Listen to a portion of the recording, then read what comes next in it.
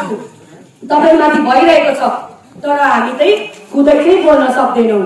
हामीले के गर्छौँ भन्नुहोस् त अर्काको आड लिन्छौँ जाउँ न गएर बोलिदिनुहोस् र म तपाईँलाई भन्दैछु यो देश कानुनले चल्छ। कानुनमा बाँधिएको यो कम्पनीहरू यिनीहरूले पनि एग्रिमेन्ट गरेको छ तपाईँहरूको जुत्तादेखिको पाउने सहयोग सबै दिनुपर्छ टोको नामको छातादेखिको सबै दिनुपर्छ दबाई पानी हस्पिटल एम्बुलेन्स दिनुपर्छ तपाईँहरूको राशि दिनुपर्छ घर मेन्टेन गर्नुपर्छ भनेर हामी आफैले बोल्ने अधिकार सिकाउन बुझाउन हामी आएको।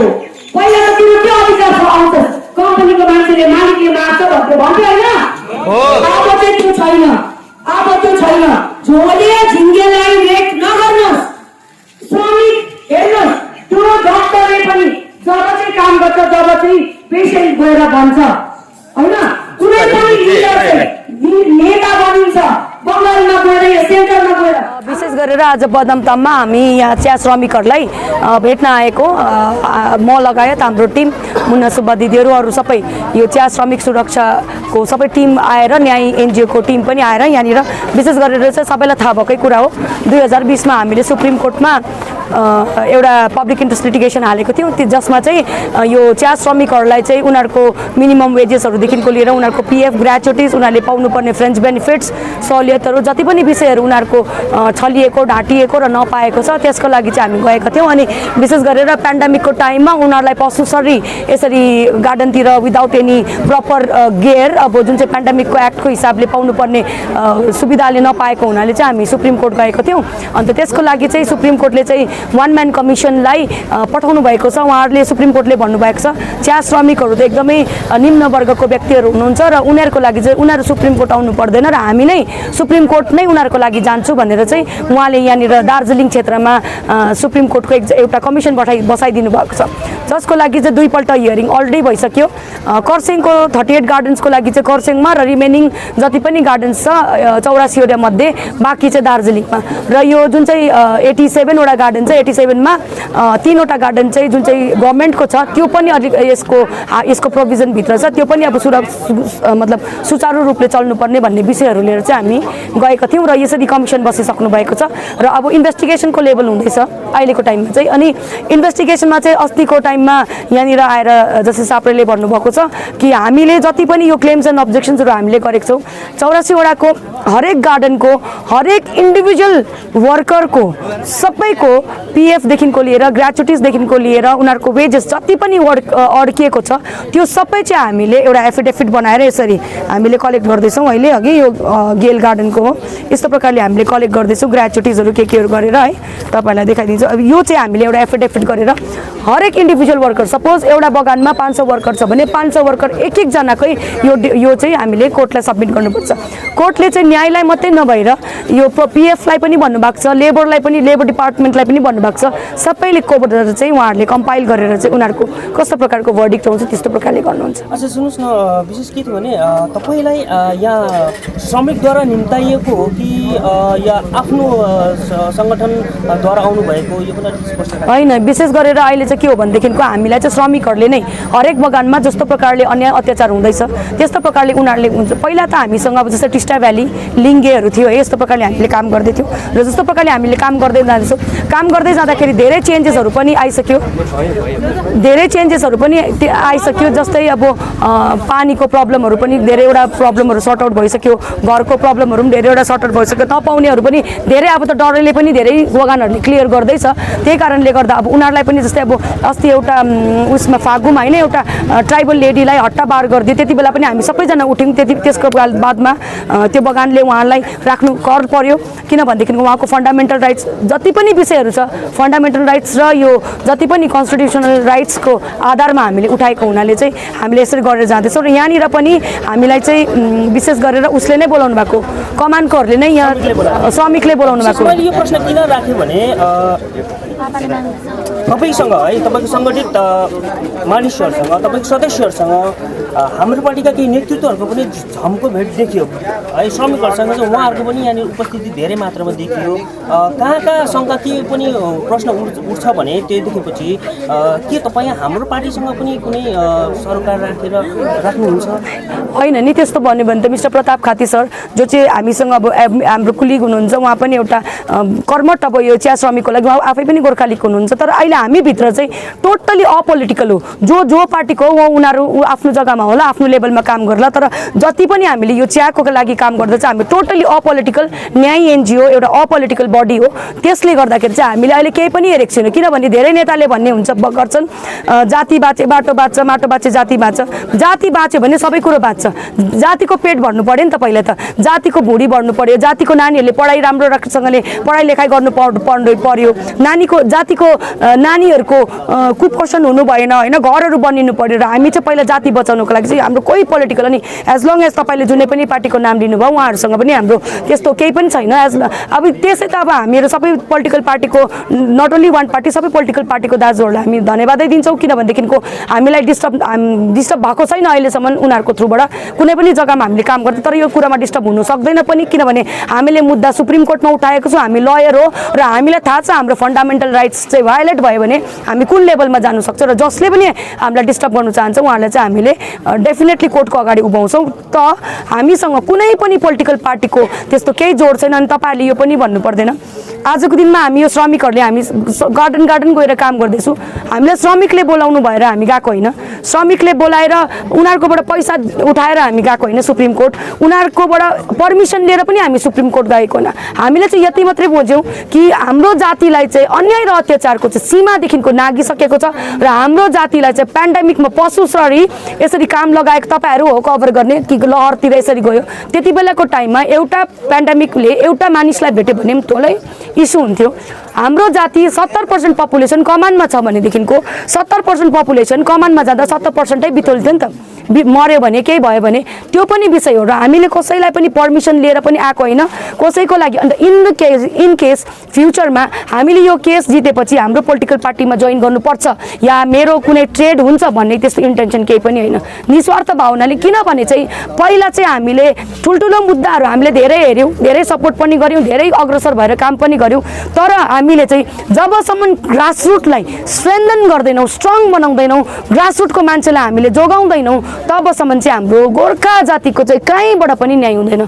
त्यो भएर चाहिँ हामी पहिला चाहिँ धेरै पपुलेसन मात्रामा लागि परेको छौँ। अच्छा, तपाईँको बात गर्दै भए पनि तपाईँ बदामताम आइपुग्नु भयो है। आइपुगेपछि विशेष गरी बदामतामका जति पनि श्रमिकहरू थियो है हुनुहुन्छ, उहाँहरूले तपाईँले के गुनासोहरू पकाउनु भयो, के दुःख पीडा पकाउनु भयो है, यो पनि अलिकति बताइदिनुहोस्। अब यहाँ बदामताममा हामीले आएर धेरै श्रमिकहरूसँग बात गऱ्यौँ। उनीहरूको पनि अब आफ्नो त्यही ग्रेच्युटिज, पिएफहरू, प्रब्लम्स, कसैको वेजेसहरू जुन चाहिँ पेन्डेमिकमा 15 दिन कम्पलसरी उयो भइदिएको त्यो के अरे पेड लिभमा गभर्मेन्ट अफ इन्डियाले छुट्टी दिएको नि त अल ओभर इन्डियाको श्रमिकहरूलाई सबैलाई छुट्टी दिएको। हामी पनि घरमा बस्यौँ, कोर्टहरू पनि बन्द भयो, उनीहरूलाई त्यो प्रकारको पेड लिभहरू पनि छैन। धेरै प्रकारको परेशानीहरू छ। जस्तै अब यहाँनिर हस्पिटल्सहरूको विषय लियो, हस्पिटल्समा एम्बुलेन्स छैन। यहाँनिर अब एज पर द ल यहाँनिर ट्रेन्ड डक्टर हुनुपर्ने होइन, सर्जनहरू हुनुपर्ने सर्जनहरू पनि छैन यहाँनिर। अब धेरै विषयहरू छ। अब यहाँनिर क्रच छैन नानीहरूको लागि। अब हाम्रो श्रमिक श्रीहरू 18 वर्षदेखिको 30 वर्षभित्र कमानभित्र काम गर्छ। त्यति बेलाको टाइममा उनीहरूको बिहाहरू हुन्छ, नानीहरू हुन्छ। तपाईँले यहाँ भन्नाले बदामताममा एम्बुलेन्स छैन भन्नु होइन, सम्पूर्ण जग्गामा प्राय अब एउटा कुमाईमा एउटा लेडीलाई प्रब्लम भयो, ट्र्याक्टर पठाइदिन्छ अघि। अब जग्गामा त्यस्तो छ। अब यहाँनिर पनि धेरै विषयहरू छ त्यस्तो। अब कन्भिनियन्स छैन as per the law. Plantation act हुन्छ, प्लान्टेसन एक्टले यो कम्पनीको मालिक हामीहरूले भन्ने गर्छौँ गार्डनको मालिक, उनीहरू कर्तव्य गार्डनको मालिक होइन, उनीहरू कम्पनीको मालिक हो। लिज लिएर आएको हुन्छ स्टेट अफ वेस्ट बेङ्गलबाट, त्यो लिजको अकर्डिङली काम गर्नुपर्छ। उनीहरूले अझै पनि एउटा कुरा भन्नुभएको छ, बोर्डले जब घर अब जस्तै यो दार्जिलिङ डेभलपमेन्टको लागि बोर्डहरू अघि बढ्नु भएको छ, बोर्डले घर दिए तापनि अब म्यानेजमेन्ट पक्षले न त आफूले घर बनाइदिन्छ, इनफ्याक्ट उनीहरूले घर बनाउनु पर्ने हो, न त आफूले घर बनाइदिन्छ, न त मेन्टेनेन्स गरिदिन्छ, न बोर्डले दिएको घरलाई पनि उनीहरूले बनाउनु दिन्छ। अब जस्तै तपाईँहरूलाई हेमन्ती एकाको हट्टा बारको कुरा छ, घर नबनाइदिएर उनीहरूले आफ्नो पैसाले खर्चले गर्दाखेरि चाहिँ घर बनाउनु भयो, आफ्नो पैसामा हट्टा बार गरिदिनु भयो। र त्यस्तो प्रकारको धेरै गुनासो छ, अझै पनि बात गर्नु छ उनीहरूसँग के छ। गुनासोहरू सुनेपछि तपाईँले कस्तो प्रकारले चाहिँ अब उहाँहरूलाई त्यो भन्ने एउटा सुविधा दिलाउने के सोच्नुभयो यो बारेमा? हेर्नुहोस्, यो अब विशेष गरेर यो सबै सुविधाको लागि नै हामी सुप्रिम कोर्ट गएको हो नि त। सुप्रिम कोर्ट भनेको त एपेक्स कोर्ट हो, हिन्दुस्तानको सर्वोच्च न्यायालय हो, जहाँबाट चाहिँ कानुन पनि चेन्ज हुन्छ। सुप्रिम कोर्ट पछि चाहिँ केही पनि छैन हाम्रो। र सुप्रिम कोर्टले नै संविधानलाई कस्टोडियन भन्छ, सुप्रिम कोर्टलाई राखेको हुन्छ, जोगाएर राखेको हुन्छ संविधानलाई। र सुप्रिम कोर्टले यो हामीले संविधानको आधारमा बात गर्दैछौँ नि त, फन्डामेन्टल राइट्स, यो संसार पनि कानुनले चलेपछि फन्डामेन्टल राइट्स भनेको कानुन, मान्छेको मौलिक अधिकारको आधारमा यो कानुनहरू बनिएको हुन्छ। र यसको विषयमा हामी सुप्रिम कोर्ट गएको छ। यो डेफिनेटली सुप्रिम कोर्ट, यो मैले दिनुपर्ने होइन, यो कुनै पनि पोलिटिकल नेताले पनि दिनु सक्दैन यो, किनभनेदेखिको उनीहरूलाई आफ्नो पर्सनल इन्ट्रेस्ट हुन्छ, उनीहरूले आफ्नो सुपिरियरलाई बताउनुपर्छ, उनीहरूको अर्कोलाई प्लिज गर्नु पर्यो। त्यो प्लिज गर्दा जाँदाखेरि चाहिँ हाम्रो बेसिक्स चाहिँ कहिले पनि यो उयो हुँदैन। र यसको लागि चाहिँ हामी निचोडमै पुग्नुपर्छ, हामी कोर्टै जानुपर्छ, किनभने यो फन्डामेन्टल राइट्सको विषय हो र कोर्टले नै दिनु सक्छ। बदामतामका श्रमिकहरूको निम्ति पनि सहयोग गरिदिने एउटा आश्वस्त बनाएर उहाँलाई यहाँबाट पठाउनु भयो? पठाउने होइन, त्यस्तो होइन। हेर्नुहोस्, आश्वासनको कुरै छैन नि। जब मुद्दा हामीले 84 वटा बगानलाई हालेपछि सुप्रिम कोर्टले त यहाँनिर 84 वटा बगानलाई नोटिस गरिदिनु भयो। तैँहरू त्यहीले चाहिँ यो तेरो भित्र प्रब्लम छ, यसको चाहिँ रिप्लाई दे भनेर उनीहरूलाई भन्नुभयो नि त। उनीहरू त अलरेडी पार्टी भइसकेको छ नि त। मैले आश्वासन दिनु परेन नि, म नआइकन यहाँनिर सुप्रिम कोर्टमा मुद्दा चलिसकेको नि। जस्तै जब हामीले यो मुद्दा सुप्रिम कोर्टभित्र हाल्यौँ, 84 वटा बगानमा अटोमेटिकली उनीहरू पार्टी भयो। अटोमेटिकली जहाँनिर हामीले गए त्यसको पनि मुद्दा चलिरहेको छ, जहाँ हामी गएको छैन त्यसको पनि मुद्दा चलिरहेको छ। यो आश्वासनको कुरै छैन यसमा चाहिँ अब भर्डिक्टको कुरा छ। यहाँको श्रमिकहरूको तपाईँ आएपछि कस्तो प्रतिक्रिया पाउनुभयो? उनीहरू धेरै उनीहरूलाई अब पोजिटिभिटी छ, उनीहरूको धेरै ग्रिभियन्सेसहरू इन द फ्युचर। अब हामीले भनेको छौँ, हाम्रो सोच हो अघि, हामीले हाम्रो घर मात्रै बचाएको होइन नि त, यो त गोर्खा जाति भनेको त एउटा एलिमेन्ट हो यो देशको। यति डरलाग्दो सेन्सिटिभ इस्यु हो हाम्रो यो विषयमा उनीहरूले आफ्नो घर मात्रै नबचाएर उनीहरूलाई चाहिँ हामीले बेसिकली उनीहरूको अधिकारहरू के हो। जस्तै अब कसै म्यानेजमेन्टले तपाईँलाई नोकरीबाट इमिडिएटली निकालिदियो, म्यानेजमेन्टले भोलि आएर घरबाट निकालिदियो, घर भत्काइदियो, घर बनाउनु, तपाईँले चाहिँ के भन्नु सक्नुहुन्छ? तपाईँले आफै चाहिँ बोल्नु के सक्नुहुन्छ? किनभने पहिलाको टाइममा अलिकति हाम्रो श्रमिकले आवाज उठाउँदाखेरि पुलिस पठाइदिने, केस गरिदिने, अब चाहिँ त्यो सिस्टम गयो। अहिले चाहिँ श्रमिकले भन्नु सक्छ मेरो कानुनी अधिकार छ, मैले घर पाउनुपर्छ, मेरो कानुनी अधिकार छ, मैले 7 बजीदेखिको 5 बजीसम्म घटेको मिनिमम वेजेस पाउनुपर्छ, मेरो कानुनी अधिकार छ 20% मैले बोनस पाउनुपर्छ भन्ने यो मौलिक अधिकारको विषयहरूमा हामीले उहाँहरूलाई भनेर यो एक्सप्रेस गरेको र आजको दिनमा लड्नु हुँदैछ हरेक कमानको व्यक्तिहरू आफै अगाडि गएर। किनभने पहिलाको टाइममा चाहिँ के हुन्थ्यो भन्दा यो ब्रिज जुन चाहिँ हुन्थ्यो कम्पनी पक्ष र यो वर्कर पक्षको ब्रिज चाहिँ एक ट्रेड हुन्थ्यो। अघि ट्रेडको सुचारू रूपमा नभएको कारणले गर्दा सुचारू अब भयो होला, धेरै ट्रेडले राम्रो काम गर्नु भयो होला, धेरै ट्रेडको ल्याप्सेस छ, तर त्यही कारणले गर्दा आज यत्रो श्रमिक यहाँनिर छ। हामीले भनेको छौँ हामीले यति डरलाग्दो अन्याय र अत्याचार यो सबै विषयको लागि बताउनु आएको।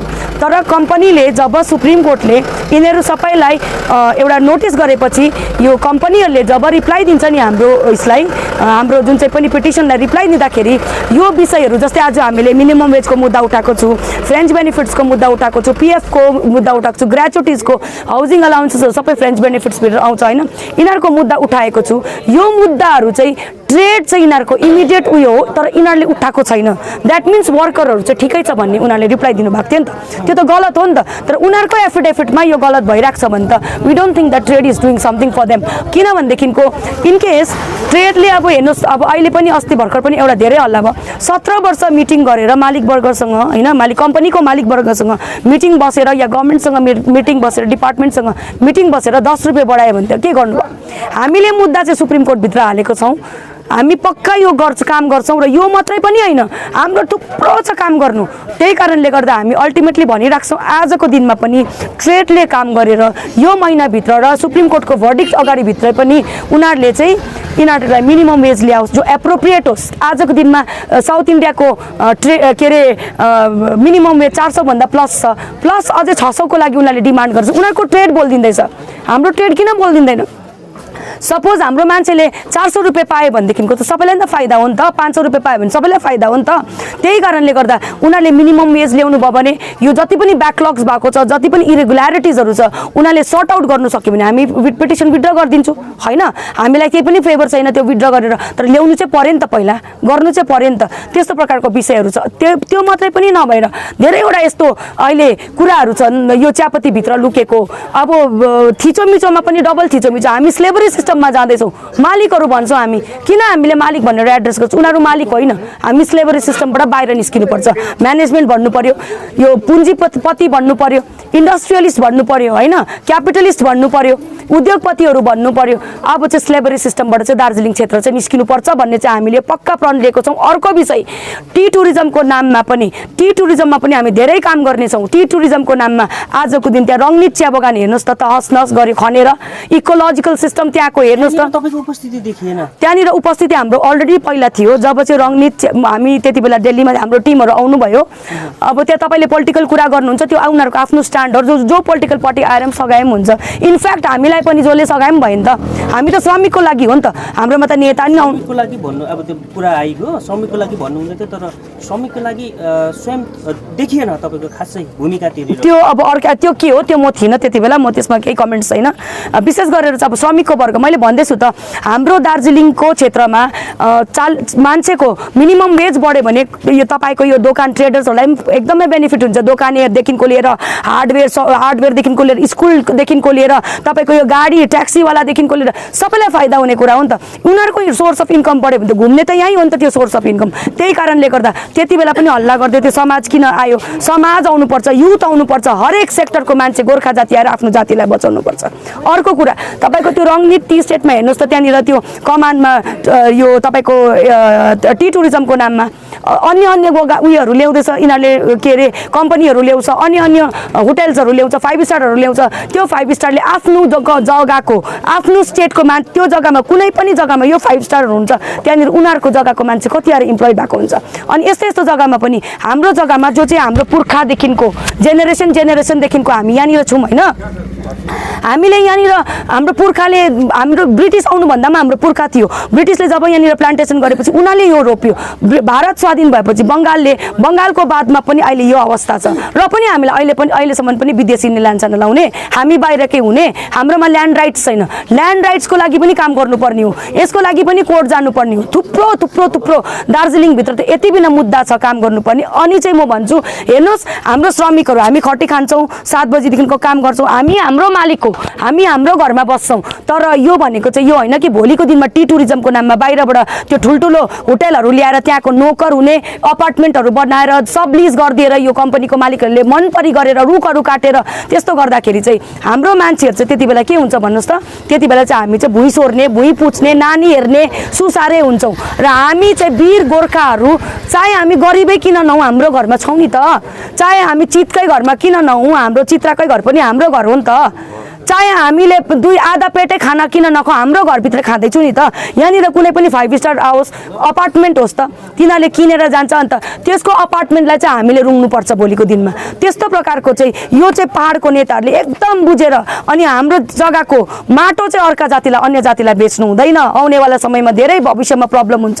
रङ्गीत टी स्टेटको हाम्रो भूमिका कसरी थियो भन्दा, जब यो कञ्चन भ्यू रङ्गीत टी स्टेटले हाम्रो त्यहाँनिर लोकलमाथि केस गर्यो, रिट पिटिसन गर्यो, हामी खुदै इन्भल्भ भएर हाइकोर्ट गएको थियौँ। हाइकोर्ट जाँदाखेरि उनीहरूले बुझ्यो कि यो मुद्दा त अगाडि बढ्ने रहेछ भनेर उनीहरूले केस विथड्र गर्यो। कमान पक्षले, यो म्यानेजमेन्ट पक्षले केस मुद्दा विथड्र गर्यो। अब पनि धेरै केसेसहरू हुनसक्छ, त्यो एनजिटीमा पनि केस हुनसक्छ, नेसनल ग्रिन ट्रिब्युनलमा रुख काटेको, यो सिस्टम इन्भाइरोमेन्टलाई तसनस गरेको, बाटो खनेको, यस्तोको लागि त्यहाँ पनि केस हुनसक्छ। धेरै काम गर्नु सक्छौँ।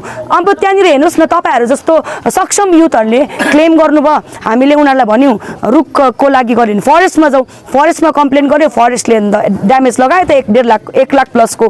फरेस्ट उनीहरू गलत थिएन भने किन चाहिँ त्यसो गर्यो? सौरिनीमा रुख काट्दैछ, सौरिनीको मान्छेहरूले छिटो गरेर फरेस्टलाई क्लेम गर्नुपर्छ, फरेस्टले तिनीहरूलाई ड्यामेज लाउँछ, डिएमकोमा जानुपर्छ, किनभने बेङ्गलको अथोरिटीहरूलाई नै पहिला भन्नु पर्यो, त्यसको बादमा फेरि कोर्ट त छँदै नै छ।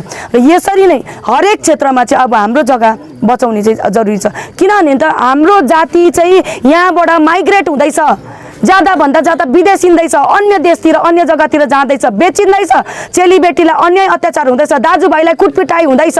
भोलिको दिनमा सबैको मिनिमम वेज किन नहोस्? हेर्नुहोस् त, गोले साहबले 15,000 गरिदिनु भयो त होइन? मिनिमम वेज आफ्नो स्टेटको सबैको के अरे लेबरको गरिदिनु भयो त अस्ति लेबर डेमा। अन्त स्टेटले चाह्यो भने त गरि नै हाल्छ नि त। अन्त हाम्रो जातिको मान्छेहरू, बहिनी दिदी बहिनीहरूको मिनिमम वेजहरू राम्रो भयो भने सबै वापस गराउँछ। माइग्रेसन बेसी हुँदैछ, यसमा पनि हामीले ध्यान दिनुपर्छ। इकोनोमिक सिस्टम खत्तम हुँदैछ हाम्रो, त्यो पनि ध्यान दिनुपर्छ। अच्छा, अन्तिम प्रश्न राख्न चाहन्छु है। विशेष गरी जुन प्रकारले तपाईँले अहिले कार्य गरिराख्नु भएको छ, विभिन्न कमानका चियाबगानका श्रमिकहरू है तपाईँको भन्नु एउटा कार्यप्रति समर्पित भएर आइरहेको छ है।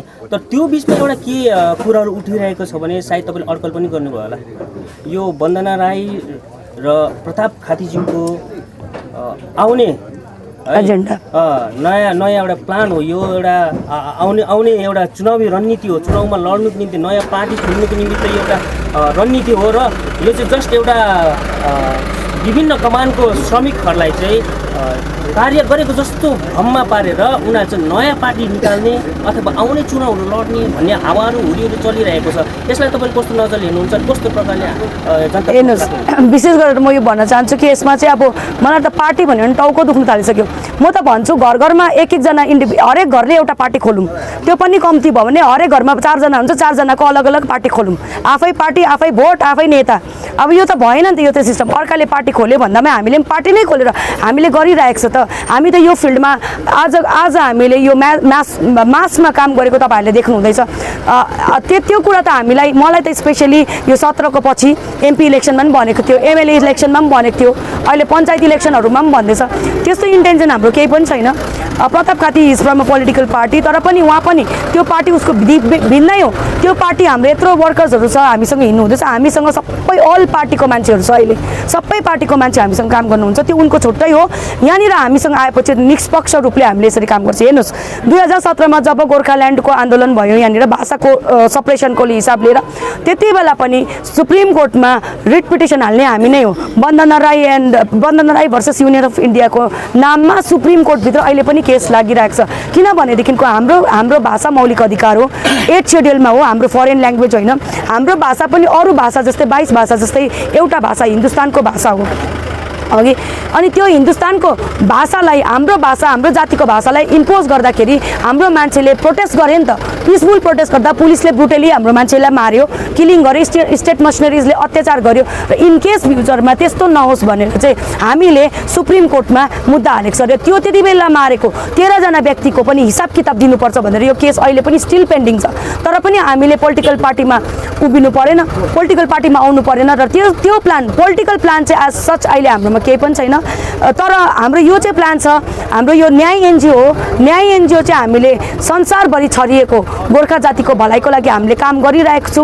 दिल्लीमा हाम्रो मेजोरिटी छ, दार्जिलिङमा पनि अहिले हाम्रो प्राय जग्गामा छ, जसमा चाहिँ हाम्रो दिदी बहिनीहरू बेचबिखान हुँदाखेरि हाम्रो के अरे घरहरू जस्तै अब धेरै मात्रामा अब एउटा एक्जाम्पल सेटिङ हो कि अहिलेको टाइममा चिया बगानको हेर्दाखेरि हजारौँ घर बनाउनु पर्छ, तर एउटा एनजिओले एउटा मात्रै काम गर्नु सक्छ, सानो काम गर्नु सक्छ होइन। तर हामीले सबै मासमा काम गऱ्यो भने सबैलाई एउटा फन्डामेन्टल राइट्सको रेस्टोरेसन हुनसक्छ भनेर चाहिँ त्यो आधारमा चाहिँ हामीले काम गरिरहेको छौँ। एज सच हामीलाई त्यस्तो पोलिटिकल इन्ट्रेस्ट हामीलाई भएको पनि होइन, त्यो पहिला उठेकै विषयहरू हो। त्यसले मलाई फरक पनि पर्दैन। 2019 मा हामीले एमपी इलेक्सनमा हेल्प गरेकै हो, किनभनेदेखिको त्यति बेला हामीले हाम्रो जाति बचाउनु थियो, हाम्रो जातिलाई अन्याय र अत्याचार गरेको थियो होइन। हामीले त्यति बेला हामीलाई मार्ने मान्छेहरूसँग जित्नु पर्ने थियो, त्यो मात्रै एउटा विषय थियो। एज सच अहिलेसम्म त त्यस्तो केही पनि प्लान छैन र नयाँ पार्टीको त सोचै छैन है। अनि अब अरू त केही पनि छैन त्यस्तो। हामीलाई चाहिँ खालि यो अहिले चाहिँ पहिला चाहिँ हाम्रो सबै अहिले पोलिटिकल पार्टीको लिडर्सहरूले पनि बुझ्नुपर्ने हो, हामीले चाहिँ पहिला चाहिँ हाम्रो बेसलाई फिक्स गर्नुपर्ने हो। जहाँ बेसमा हाम्रो भत्केको छ, हाम्रो डेभलपमेन्ट जहाँ रोकिएको छ, डेभलपमेन्ट भनेर बोर्डहरूको नाममा करोडौँ रुपियाँ उठाउँछ, आज घोटाला भइरहेको छ, आरटीआई भइरहेको छ, भोलि जेल जान्छ। त्यस्तो केस छैन। हाम्रो छेउमा हाम्रो सम्म आयो भने जेल पठाउनु बाध्य छ। चोक्सी हेर्नुहोस्, त्यो माल्याको केस हेर्नुहोस् होइन, थुप्रो केस, भड्राको केस हेर्नुहोस्, त्यत्रो मान्छेलाई त सुप्रिम कोर्टले जेलभित्र खाँच्छ। कलमाडी हेर्नुहोस्, कमनवेल्थ घोटालाको भनेपछि त यो सानो सानो लोकल लेभलको लिडरहरू जसले चाहिँ अब यस्तो प्रकारको घोटालाहरू गरेको छ, त्यो त काहीँ पनि बाँच्न सक्दैन। त्यही कारणले चाहिँ हामीले चाहिँ पुरा बेस लेभलमा चाहिँ अहिले हामीले ठिक गर्नुपर्छ। हामीलाई हेर्नुहोस् कमानको मिनिमम वेज फिक्स भयो भने हामीले बङ्गाल सरकारको डेभलपमेन्ट बोर्ड खोज्नु पनि पर्दैन, किनभने यो कमानको जुन चाहिँ प्रकारको यो एज पर द प्लान्टेसन एक्टमा कमान सुचारू रूपले चल्यो भने उनीहरूको फ्रेन्च बेनिफिट्सदेखिको घर बनिनेदेखि सबै पाउँछ। अनि तिनीहरूको आएको जति पनि इन्कम छ यही डिस्ट्रिक्टलाई घुम्ने हो, यही स्टेटलाई घुम्ने हो, यहीँ घुम्ने हो र डेभलपमेन्ट हाम्रो त्यसै हुन्छ। त्यो निलो रातो घर दिएर है कतिको घर पास हुन्छ, 1 महिना अगाडि यतिको छाना 10वटा छाना, 1 सालपछि एक ट्रक बलुवा, 10 महिनापछि कुनै कतिवटा इँटा दिएर चाहिँ त्यसरी चाहिँ हुँदैन। डेभलपमेन्ट चाहिँ गोर्खा जातिको डेभलपमेन्ट चाहिँ ग्रास रुटबाट हुनुपर्छ।